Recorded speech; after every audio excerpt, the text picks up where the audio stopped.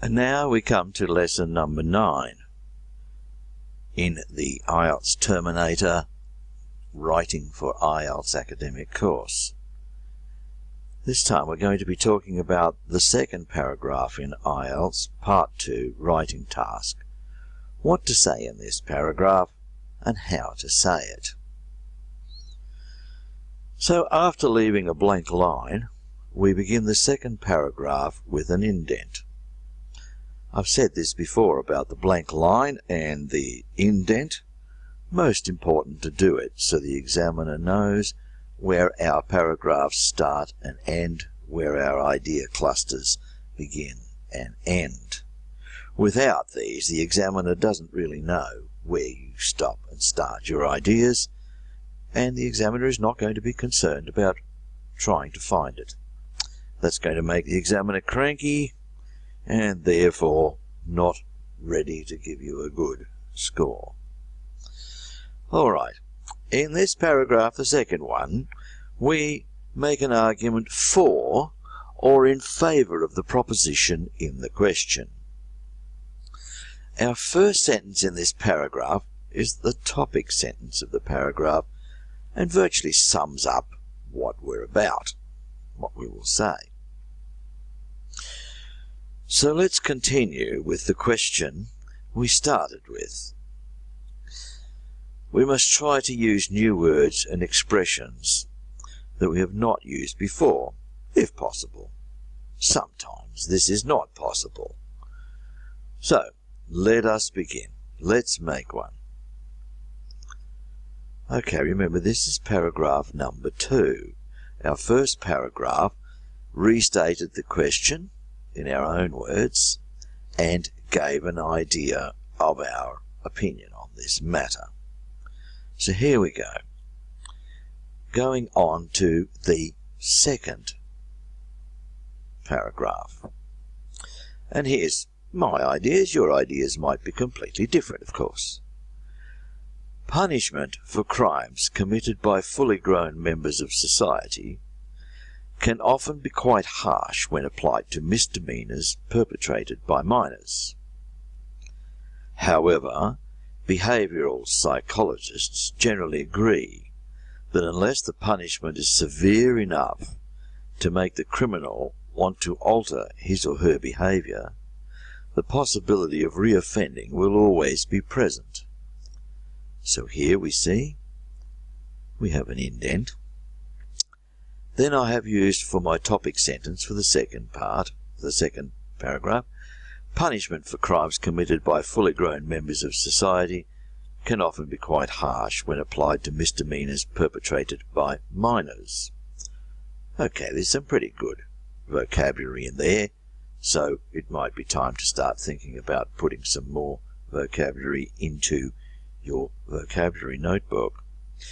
But you see, I have also supported my topic sentence with an argument here in the second sentence. Of course, not all paragraphs will have 2 sentences. Some might have more. Some might be only 1 sentence. However, in each case, we need to try to support what we're saying.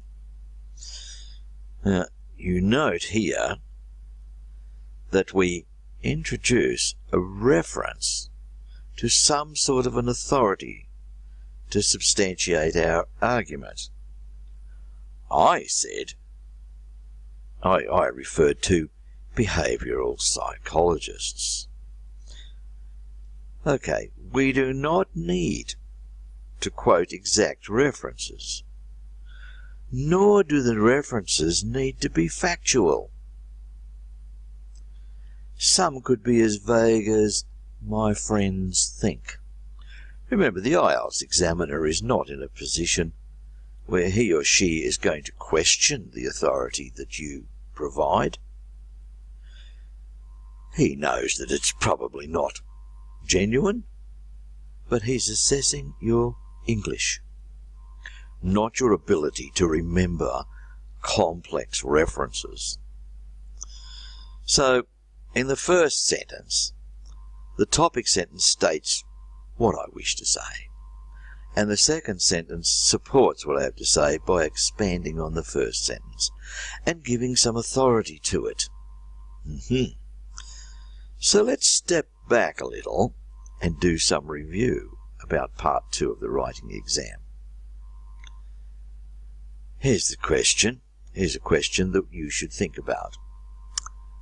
These questions I'm giving you here have all been used in IELTS exams, by the way. Some people believe that to protect local culture, tourism should be banned in some areas, whereas others think that change is inevitable and banning tourism will have no benefits. Discuss both sides and give your opinion. Okay, what do we have to do here? You're going to be able to, after my next little talk, pause the video, and I want you to go ahead and write your first paragraph to answering this question posed above. Right. Don't forget, indent and think. What is it I must talk about? And to prove to the examiner you know what you're talking about, restate the question in your own words and give your opinion. Once you've done that, come back and restart the video. So let's see, here is our question. You've done your first paragraph, your introductory paragraph, where you've restated the question and given some opinion on it. So let's see. Now that you've done that, check out your first paragraph. Make sure it restated the question. You probably had to do a little bit of research to find a few alternative words. That's great. That's adding to your vocabulary book. And then pause the video again very shortly and write your second paragraph. In this paragraph, we have to show that we agree with the proposition, or that we at least concede that the proposition could be correct. Don't forget a topic sentence and a supporting sentence. Use an authority to support what you say. The authority, like I said before, can be quite vague. People in my town think. Local authorities suggest. The IELTS examiner is not going to go and check your references. No way. And he knows they're probably not real. Practice makes perfect. So go ahead.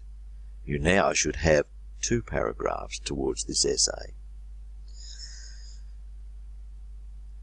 Let's have a look at some other genuine IELTS questions. And you're going to be doing a bit of pausing of this video to do this. That's okay, because practice makes perfect. Don't forget blank lines between paragraphs, indents. Some people think that when a person travels into a different culture, they should adapt to the local practices and customs. To what extent do you agree? Don't forget. Indent. First paragraph, restate the question, give an opinion. Restate the question using different words if you can. Second paragraph, agree with the proposition. Also, this one.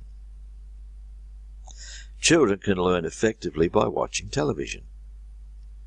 Therefore, they should be encouraged to watch television regularly at home and at school. To what extent do you agree or disagree? So now we've got a few essays on the go, haven't we? For this one, don't forget the same procedure. Indent.